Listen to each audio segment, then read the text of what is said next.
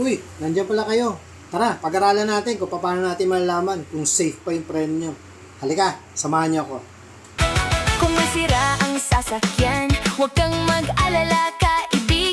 May dalawang klase ako napapansin sa display natin kung malalaman natin kung talagang worn out na siya. Ito yung una.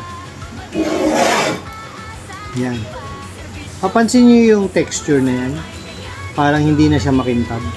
Pag sinide view mo yan, makikita mo, marami na siya mga groove.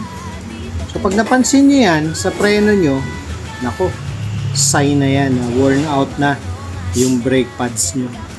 Kaya maging maingat kayo kung ganito na yung itsura ng display nyo. Medyo walang kintab, tapos pag ginawa ka mong ganyan, magaspang. Pangalawa, yan. Kita nyo ang kintab naman, di ba? Makintab. Pero pag sinide view mo yan dito, ayan, ito nakikita mo itong dulo na yan. Pag naramdaman nyo medyo may kanto na yan, ibig sabihin, nauka na siya.